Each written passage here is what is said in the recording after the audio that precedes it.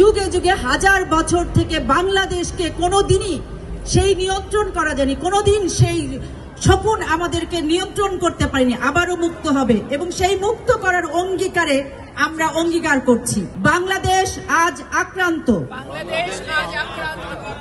বাংলাদেশের নাগরিক ও মানবাধিকার,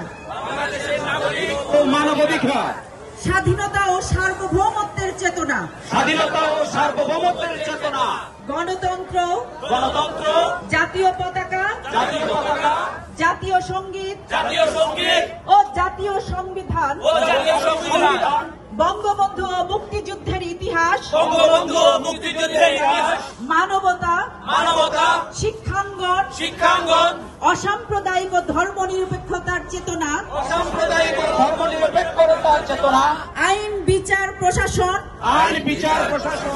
ধর্মীয় প্রতিষ্ঠান, গণতন্ত্র, গণমাধ্যম, জল, সমতল, পাহাড়, পীর আউলিয়াদের মাজার এবং সবকিছু আজ আক্রান্ত।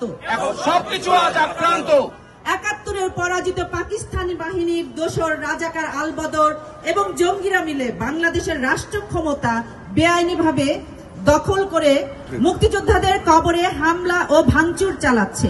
হিন্দুদের মন্দির ও ব্যবসা প্রতিষ্ঠান লুণ্ঠন, হামলা, ভাঙচুর করছে। হিন্দু তরুণীদের অপহরণ ও জোরপূর্বক ধর্মান্তরণ করছে। আদিবাসী পার্বত্য জনগোষ্ঠীর উপর হামলা, নির্যাতন, হত্যা করছে। আদিবাসী পল্লীতে অগ্নিসংযোগ করছে ও তাদের মেয়েদের অপহরণ ও ধর্ষণ করছে। নির্বিচারে শিক্ষক ও সরকারি কর্মচারীদের অপমান, জোরপূর্বক পদত্যাগ করাচ্ছে।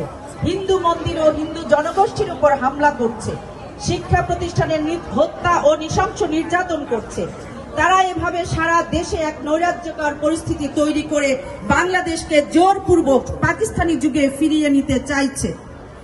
আমরা মুক্তিযোদ্ধা সহ এইটুকু আপনারা আমার সাথে একটু পড়তে পারেন যদি চান। আমরা মুক্তিযোদ্ধা সহ স্বাধীনতা যুদ্ধের সমর্থক, সবাই শেষ রক্তবিন্দু দিয়ে হলেও সেই প্রচেষ্টাকে নস্যাৎ করার শপথ গ্রহণ করছি। আমাদের এই দাবি ও অঙ্গীকারের সাথে সংহতি প্রকাশ করতে প্রবাসের বিভিন্ন কমিউনিটির